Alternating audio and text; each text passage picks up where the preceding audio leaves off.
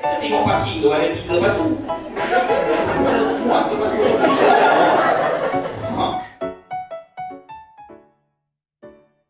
Assalamualaikum, sila masuk.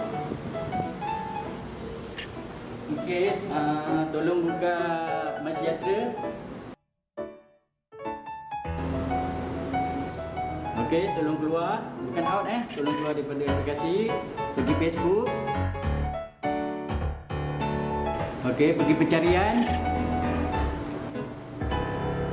Okey, tekan kotak ni. Okey, scan. Dekat dalam tu ada 5 soalan, nanti tolong jawab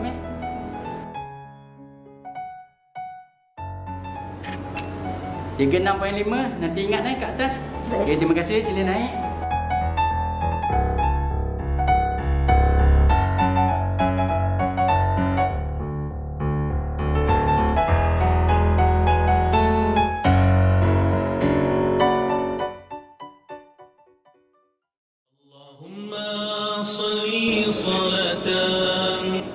Okey, dah scan QR code. Cik Asmon, tolong tunjukkan tempat seterusnya. Tak nama. Dah scan QR code. Okey, boleh cari nama. Siapa nama?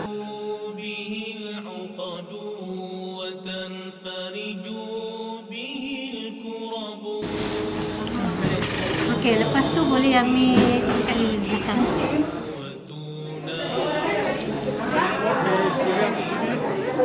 Selamat datang. Terima kasih.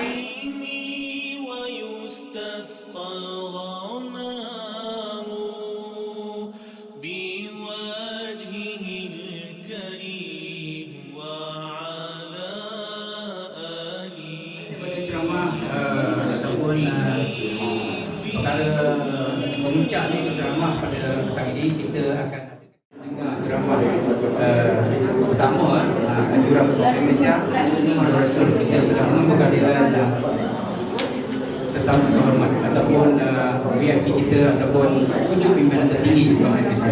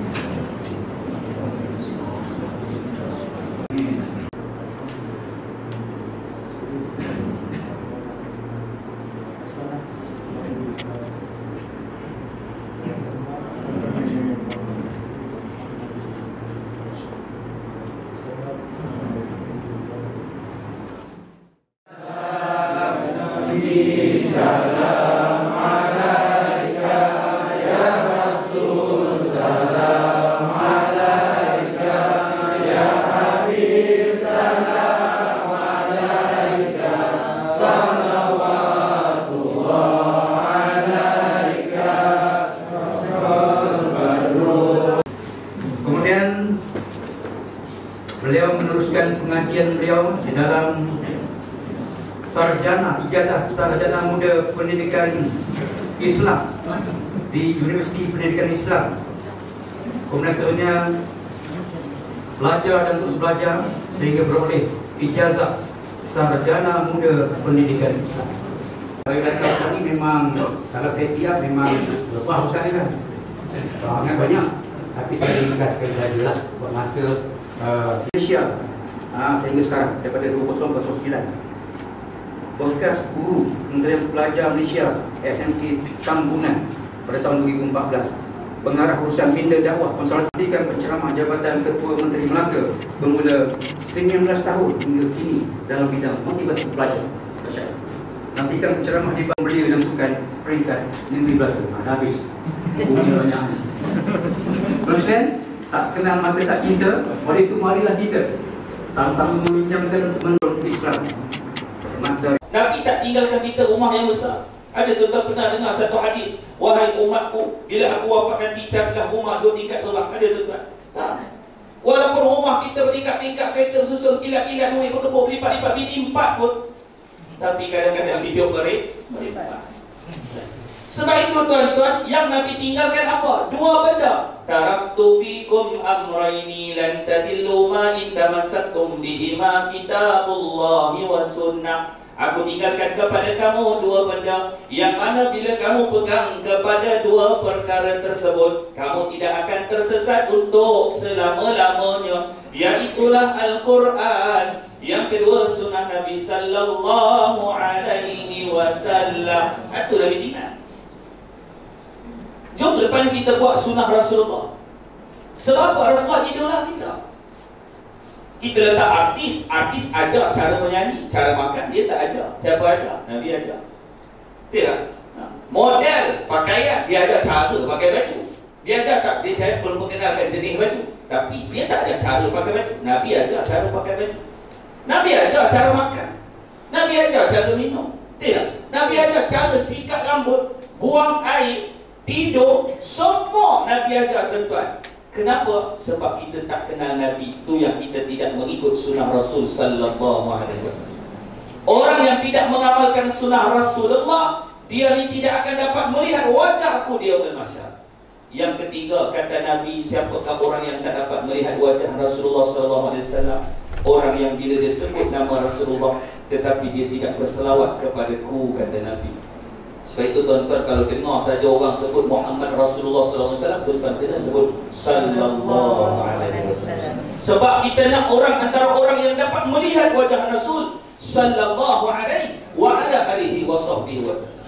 Sebab itu tuan-tuan, dalam kita meraihkan tokoh Muhammad bin Abdullah Rasulullah sallallahu alaihi wasallam, Michael H. Hart, seorang pengkaji barat, dia telah menyenaraikan 100 tokoh yang paling berpengaruh di dalam dunia.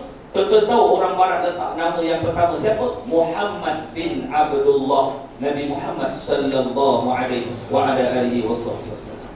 Sebab mereka kenal Nabi. Kadang-kadang kita jadi umat Rasulullah, kadang-kadang kita tak kenal Rasulullah sallallahu alaihi wasallam. Biawak kenal Nabi. Agak kau kenal biawak.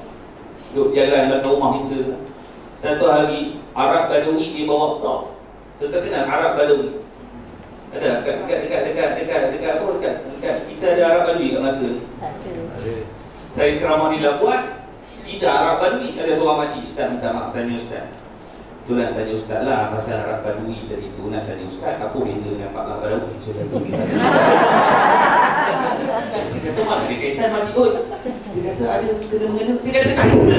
Arab tu dia Arab. Pak Lah tu orang Penang. Badawi tu nama. Arab Badawi ni tuan-tuan. Satu hari dia datang jumpa Rasulullah. Tuan-tuan tengok dalam hadis tu. Dia jumpa Nabi. Nak ceritakan biawak dengan Nabi tuan-tuan. Dia jumpa awak jumpa Nabi. Dog ni biawak pasti yang boleh dimakan. Kakak tengok dia dulu.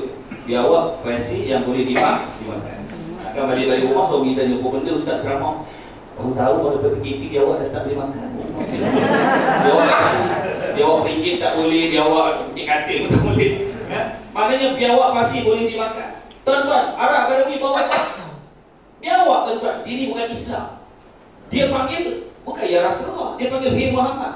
Hei Muhammad, man anta? Kamu siapa? Nabi kata ana Rasulullah sallallahu alaihi wasallam. Tuan-tuan tahu dia kata apa? Pembohong. Aku tak percaya yang kau ni Muhammad, melainkan kalau biawak yang aku bawa ni mengakui yang engkau adalah Muhammad, baru aku mengaku engkau adalah Rasulullah. Dia tak percaya dekat Nabi, dia percaya dekat biawak. Biawak mana boleh cakap. Nabi kata tak boleh letakkan dok di hadapan. Dia lemparkan dok depan Nabi. Begini kau letak depan. Hadis dok. Biawak tak boleh cakap dengan izin Allah. Nabi tanya dok, wahai dok, man ana? Siapa aku? Dok jawab, asyhadu annaka Rasulullah. Aku bersaksi engkau adalah Rasulullah sallallahu alaihi wasallam. Wish tuan-tuan, biawak kenal Nabi. Kalau kita tak kenal Nabi lebih teruk daripada biawak itu. Satu hari Nabi berjalan dekat lereng bukit. Terdengar suara bagi salam. Assalamualaikum ya Rasulullah. Assalamualaikum ya Rasulullah. Nabi tengok kiri dan kanan, tak ada orang, tapi suara cukup jelas. Tiba-tiba ternampak ada seekor kijang yang kakinya terkena jerat. Rupanya kijang bagi salam dekat Nabi. Allah, kijang kenal Nabi tuan-tuan. Tak tahulah kakak kan. petang-petang angkat ampaian, baju, dengar orang bagi salam. Assalamualaikum, Kak Tipah. Dia tengok orang kat dia tengok macam tu suku. Ada waktu-waktu gini dia ni betul. Dia tengok orang tu berangkat jadi betul. Tuan-tuan, Nabi tengok kijang tadi. Nabi kata, wahai kijang, adakah engkau menegur aku tadi? Ya Rasulullah, aku ya Rasulullah. Nabi kata, kenapa? Aku terkena jerat ya Rasulullah. Ya Rasulullah, aku minta mohon dengan kau ya Rasulullah, lepaskan aku ya Rasulullah. Nabi kata, anta laqitul qaum. Engkau adalah pemilik kaum tersebut. Kau bukan hak aku tak boleh suka-suka. Ya Rasulullah, aku merayu kepada kau ya Rasulullah. Kau tu takkan faham apa hajatku ya Rasulullah. Aku minta izin ihsan kau lepaskan aku ya Rasulullah. Seketika sahaja. Sebab aku ni ada susu kantongku ya Rasulullah. Anak aku baru lahir, dia dalam hutan ya Rasulullah, ada 2 ekor. Aku nak susukan dia sekejap, nak bagi dia kenyang ya Rasulullah. Dan aku nak ucap selamat tinggal. Aku akan datang kepada kau ya Rasulullah. Kau ikatlah kaki aku balik ya Rasulullah. Dia buat janji dengan Nabi. Allah, kita janji dengan orang pun bohong. Mak jadi makan dekat pukul 8 tunggu pukul 8. Pukul 10 tak minggu lagi mungkin nampak. Gerak lu Papa Roger. Kompong bohong kan tuan-tuan. Gerak lu Papa Roger. Itu tuan. Binatang buat janji dengan Nabi. Nabi kata, wahai kijang, apakah jaminan yang kamu akan datang kembali? Kau bukan hak aku. Kalau aku lepaskan kau tak datang, aku telah buat satu benda yang besar. Kijang dia kata apa? Wallahi, dengan nama Allah, dengan namamu ya Rasulullah, aku datang balik ya Rasulullah. Allah. Nabi lepaskan kaki dia. Lari dia tuan-tuan. Naik bukit, lari dia. Nabi tunggu tuan-tuan. Kijang tu tak datang. Kijang pun satu hari dulu tak datang. Nabi kata, habis aku ni nak puas nak jawab. Nabi pun pusing ke arah wajahnya, nak pergi ke arah kaum tersebut, nak ceritakan apa berlaku dan lepas ke kijang tak datang. Nabi nak melangkah, tiba-tiba Nabi terdengar ada satu benda yang jatuh daripada tempat tinggi, berdebum jatuh tuan-tuan. Nabi melihat ada seekor kijang yang besar. Kijang tadi dia terjun daripada bukit, nak sempat sampai dengan Rasulullah. Ya Rasulullah, tunggu ya Rasulullah, tunggu ya Rasulullah, jangan tinggalkan aku. Aku datang ya Rasulullah. Maaf ya Rasulullah, aku lambat ya Rasulullah, aku lambat. Anak aku tak lepaskan aku ya Rasulullah. Aku tidurkan anak aku. Sekarang aku datang dengan janjiku, ikatlah kakiku balik ya Rasulullah. Dahsyat tuan. Nabi pun ikat. Nabi pergi ke kaum tersebut. Nabi kata, wahai kaum, siapa yang punya jarak di lereng bukit? Ada seorang pemuda, dia angkat tangan. Ya Rasulullah, aku punya ya Rasulullah. Jarak kamu telah mengenai seekor kijang yang cukup besar, kijang betina. Sungguh ke ya Rasulullah? Dia pergi ambil. Ya Rasulullah, pemuda tadi, wallahi, aku telah berniat hari ini kalau aku dapat seekor kijang dalam perangkapku, aku nak hadiahkan kepada kau ya Rasulullah. Oh, tuan-tuan, penceritaan itu hadis sahih tuan-tuan. Cukup cantik. Nabi dapat, Nabi kata terima kasih. Kemudian Nabi ucap terima kasih, terima kasih. Nabi pergi ke arah kijang tersebut. Wahai kijang, sekarang kau adalah aku lepaskan kau. Dalam hadis itu dikata, ya Rasulullah, izinkan aku ikut kamu pergi berdakwah. Hadis itu terhenti sampai tu. Terhenti sampai tu. Pergi ke tak pergi, wallahu a'lam. Tapi yang paling penting tuan-tuan, hadis itu adalah hadis sahih. Yang ketika itu tuan-tuan, kijang nak ikut Nabi berdakwah sebab dia kenal Nabi sallallahu alaihi wasallam. Sebab itu kita kena memperkenalkan diri kita, memperkenalkan Rasulullah kepada kehidupan kita. Bila kita kenal Rasulullah, maka kita akan jadi orang yang terbaik insya-Allah. Baik, tuan-tuan dan puan yang dirahmati Allah sekalian. Dalam setiap apa sahaja kehidupan kita, kita nak jadi pemimpin, kita ambil personality Nabi. Kita nak jadi suami, personality Nabi. Akak-akak nak jadi isteri, jadi ambil personality Nabi. Sebab itu saya teringat dalam kitab Fiqh Sirah karangan Profesor Sa'id Ramadan Al-Buti, dia menyenaraikan ada 3 personality Nabi. Ini tuan-tuan boleh guna 3 personality Nabi yang membuatkan kawan dan lawan kagum dengan Nabi. Orang Indonesia panggil kaget. Ya, bisa ngerti. Saya 2019 saya ceramah di apa kenapa saya tak ingat. Tapi memang Datuk 300 orang Indonesia.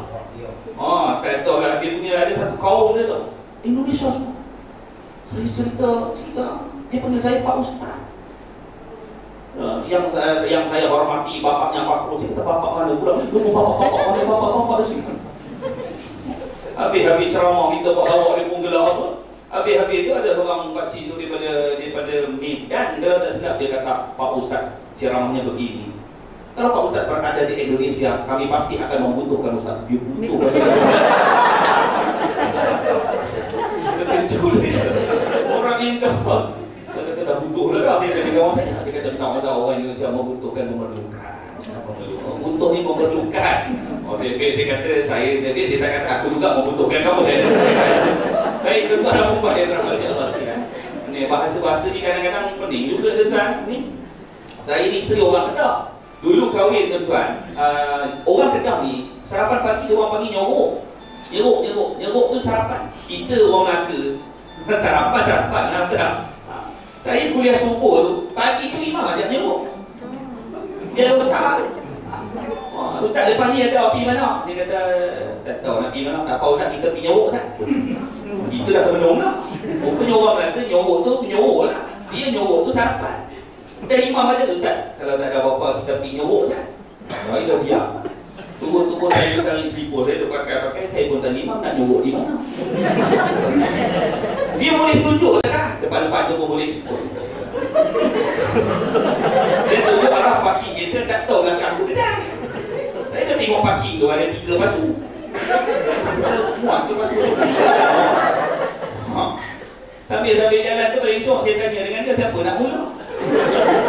Dia tanya, ang nak mula apa?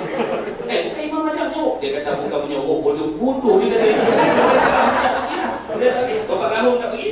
Baik, tuan-tuan dan puan. Dia kata bukan menyokok, bodoh. Dia kata dia syukur. Baik, tuan-tuan dan puan yang dirahmati Allah sekalian. Bahasa lah. Dia orang dia. Baik, tuan-tuan. Yang kita nak sebut apa dia kata Profesor Said Ramadan Al-Buti, 3 personality. Kita kalau nak berniaga, kita ambil 3 benda ni. Sebab kita punya komplek ni perniagaan, kan? 3 personality ni mesti ada. Saya yakin memang tuan-tuan dah buat pun, tapi kadang-kadang terlepas pandang. Yang pertama apa dia? Nabi ni dia suka senyum. Sebab itu Rasulullah dia berniaga bukan barang ni. Dia berniaga barang siapa? Siti. Ketiga, laku keras. Orang budak-budak sekarang kata laku keras.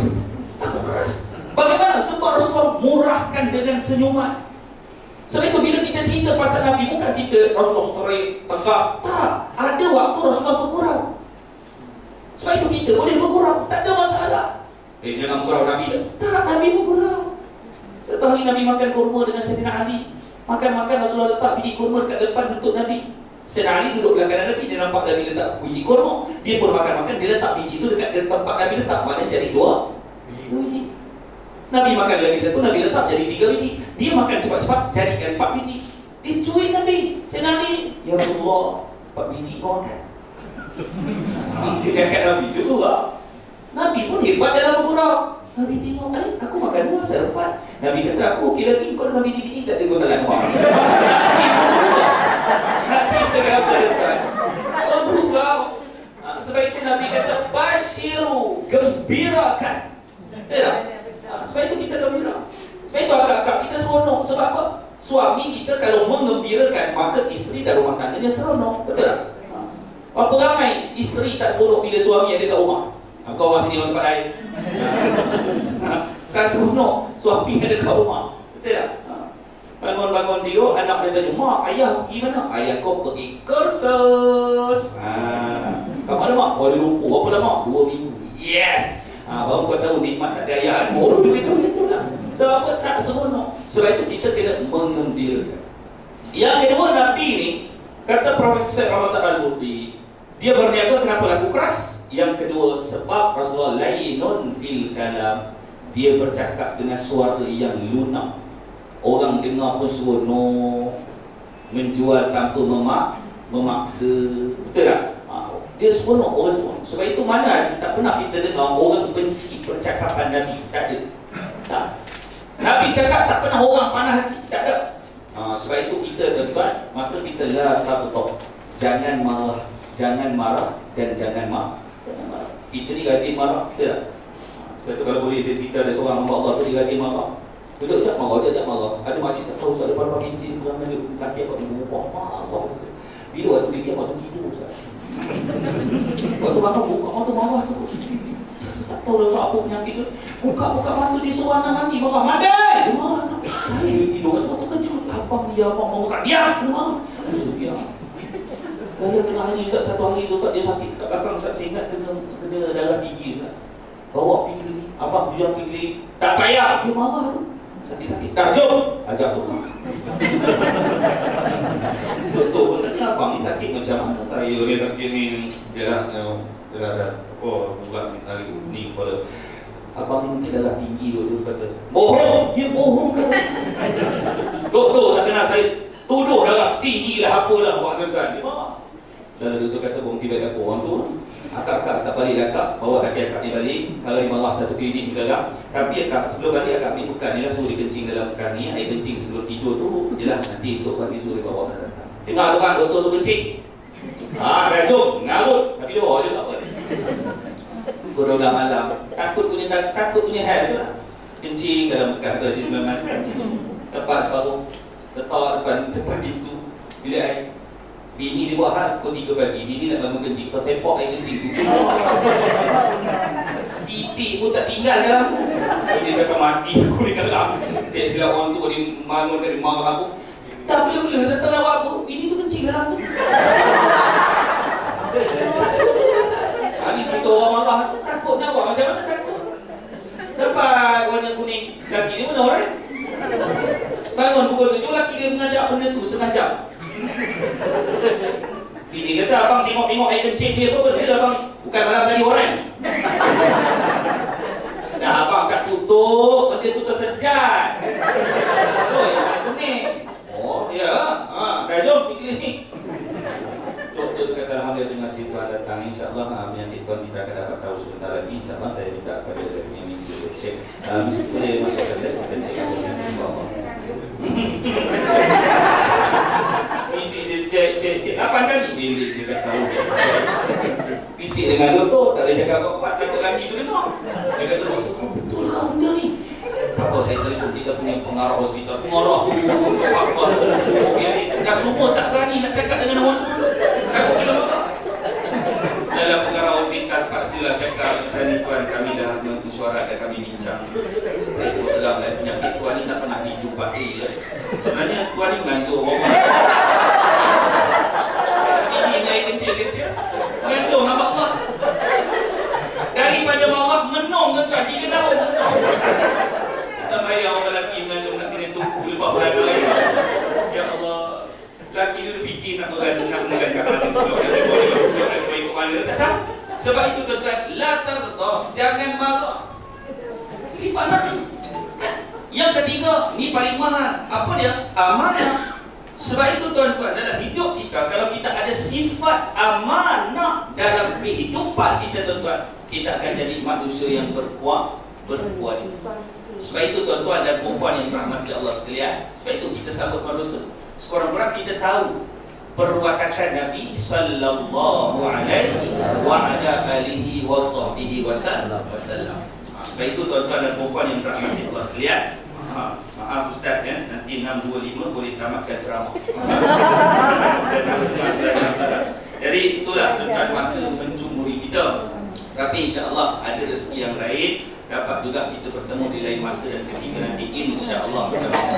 Dan saya doakan tuan-tuan diluaskan seluas-luasnya rezeki daripada Allah. Saya doakan tuan-tuan dipanjangkan umur, diberikan umur yang barakah. Saya doakan tuan-tuan duduk di dalam kita punya komplek Malaysia ni menjadi satu ukhuwah yang membina, yang mampu untuk merangsang orang lain bertindak untuk menjadi orang yang terbaik insya-Allah. Sebab saya difahamkan tuan-tuan pergi kursus, tuan-tuan pergi camp, seronok. Saya dulu dengan bawah Jabatan Ketua Menteri Melaka, bawah SUK Kerajaan Negeri Melaka. Saya antara orang yang paling banyak dapat kursus camp bermalam ni lah. Selalu saya charge budak-budak. Tapi orang tua boleh pergi ni memang power, Datuk memang power. Saya dah bayar Pak Rupiah macam mana. Saya buat budak macam tu. Baik tuan-tuan dan saya doakan tuan-tuan menjadikan suami yang soleh, isteri yang solehah, anak-anak terbaik dunia akhirat, perniagaan komplit menjadi perniagaan yang maju, mekar dan indah. Dan insya-Allah mudah-mudahan saya doakan tuan-tuan jika ada dalam kalangan kita yang sedang sakit, mudah-mudahan Allah Taala angkat kesakitan tuan-tuan, dan kalau ada dalam kalangan kita yang hatinya gundah gulana, yang tidak tenang dan tidak tenteram, mudah-mudahan Allah Ta'ala campakkan sakinah, mawaddah, warahmah. Allah Ta'ala campakkan ketenangan dalam kehidupan kita. Amin ya Rabbal Alamin. Doakan saya juga, insya-Allah, isteri saya dan anak-anak saya dan keluarga saya, insya-Allah. Saya ni berbesar hati sangat-sangat dapat kenalan baru dengan komplek. Terima kasih banyak-banyak Datuk. Terima kasih kepada keseluruhan AJK dan kuasa yang bertulus menjayakan program sambutan Madu Rasul kita, insya-Allah. Hebat, integriti, maju. Ini moto yang cukup mahal. Baik, sama-sama kita menjadi hamba Allah yang meletakkan Nabi sallallahu alaihi wasallam. Terima kasih banyak-banyak atas undangan dari Bapak saya. Assalamualaikum warahmatullahi wabarakatuh. Terima kasih Guru Ustaz di atas ucapan yang begitu luar biasa walaupun masa signifikan. Jadi saya ingin berpandu sedikit formulasi dan kontroversi dijaga sentiasa tidak membicarakan dididik kita pada semua. وصحبه في كل لمحة ونفسي